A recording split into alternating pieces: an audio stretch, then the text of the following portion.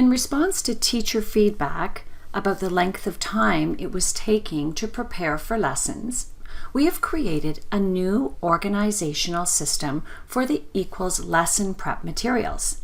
This video will walk you through that new organization and how you'll use it to prepare for lessons. If you haven't already done so, you'll want to obtain the updated Equals 3 members-only content.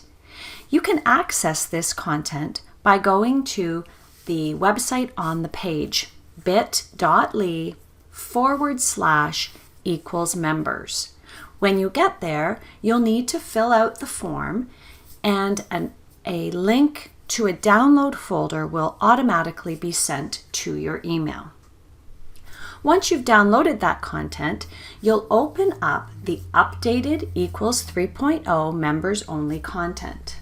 Let's take a look at how the content is organized now. In the members-only content, open the new Equals lesson prep folder. Here you'll find a new organization of all the materials you need when teaching the lessons. You'll find a folder for each of the 10 chapters, a folder that contains all of the game boards, a folder called Replacement Extras, which we'll look at in a moment, the 3 levels of I Learned work mats, and the 3 levels of the number notes, as well as a student-sized solve poster. Since the I Learned work mats and the number notes are used in every lesson, we thought it made sense to have those materials readily available. Let's open one of the lesson folders to see what's inside. I'll open Chapter 5. You'll find everything you need that is specific to this chapter. Inside each chapter folder, you'll find one folder for each of the chapter sections. You'll also find a follow-up folder. This follow-up folder contains all of the materials that you need for the page 4 of the lessons.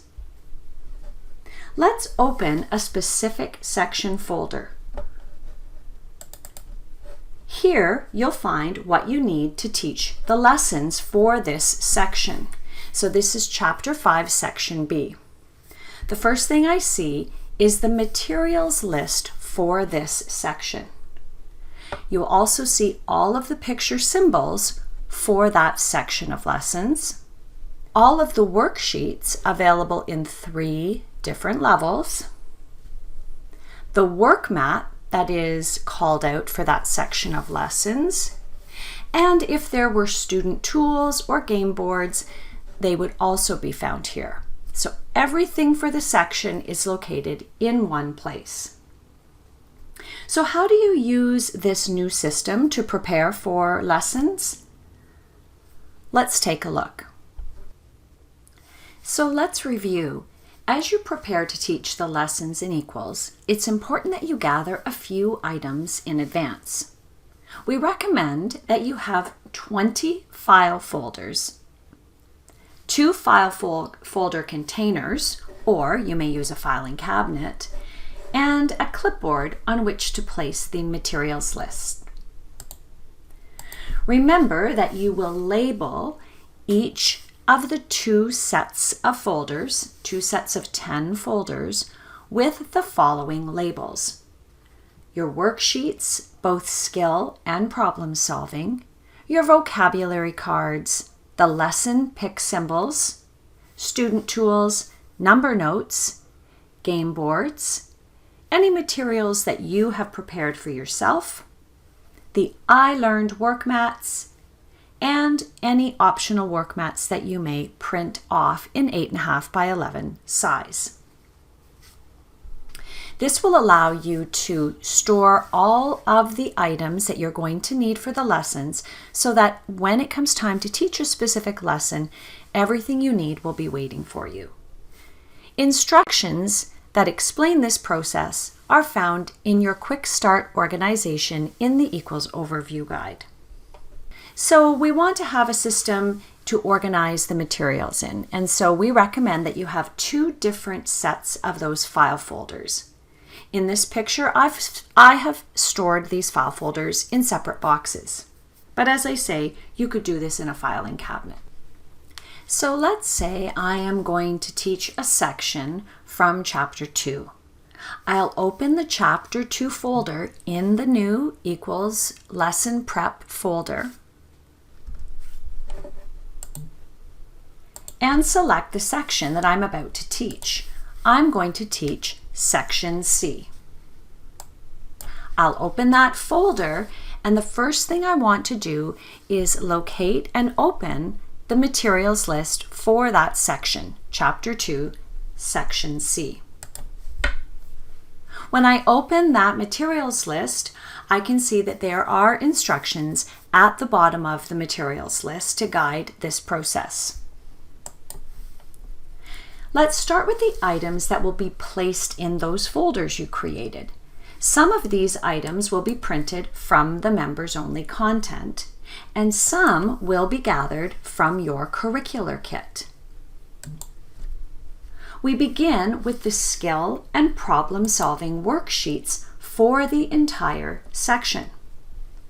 So again, I'll go back to my folder, open up Section 2C, and inside that folder, I'll find all 3 levels of all of the worksheets for that section. When I open those worksheets up, I can see that both the skill and the problem-solving worksheets are found here for that level. I have opened level 2. And if I'm ever unsure, I can see that at the bottom of each worksheet, it's clearly labeled that it's a skill worksheet, what level it is, and where it fits into the lessons, Chapter 2, Section C, Lesson 1. I'm going to want to separate the worksheets into the skill worksheets and the problem-solving worksheets, and then file them in those corresponding folders that I created. Next, I'll locate and print the number notes and the I Learned work mats. Remember, those materials are found in the overall folder of the new equals lesson prep. They're located here because we use them in every single lesson. We recommend that you print them all 3 levels, and then you can use those as masters going forward. And then I'll separate those materials and file them in their corresponding folders.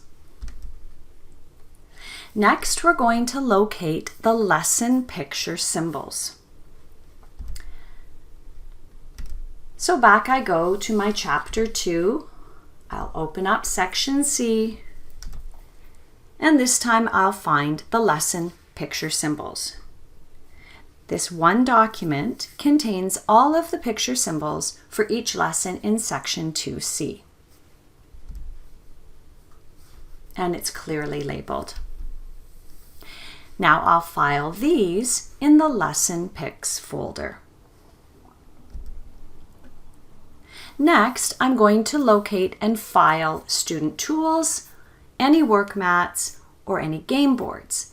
Now, in this particular section, Section 2, there are none listed. If they were listed, I would find them in my overall section folder. So the example I have on the screen is from Chapter 4D, just so that you can see that I have a hundreds chart student tool and a work mat. So if it's indicated on your materials list, you'll find it in the section folder. Sometimes we want to print the student-sized work mat in an 8.5 by 11. This allows students to have their own individual copies of the work mat that you may be using to model. If this is something you want to do, you can find copies of the work mats in your new equals lesson prep folder in that Replacements Extra folder. And there you'll find a folder containing all of the work mats. You can locate the work mat by number and print off copies on 8.5 by 11, or if you need to replace a work mat, you can print it in the large size. Notice that in the Replacement Extras folder, you'll also find copies of all of the cards that come with your Equals kit. So that's vocabulary, content, action, and poster cards, replacement posters, and all of the student tools, both from the members only content and from the curricular kit, those items that come printed in your curricular kit. So anything that you need to replace, you'll find in that Replacement Extras folder.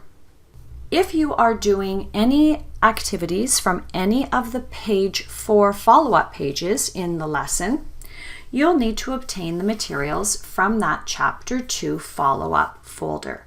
Here you'll find copies of game boards, partner problem-solving activities, and any picture symbols that you need for page 4 of any of the lessons. So that looks after the items I need to gather and print from my members-only content. I still have a few items to store in those folders. Remember, the items in gray are stored in the folders. So the vocabulary cards that I will use to teach this section, I will gather from my curricular kit.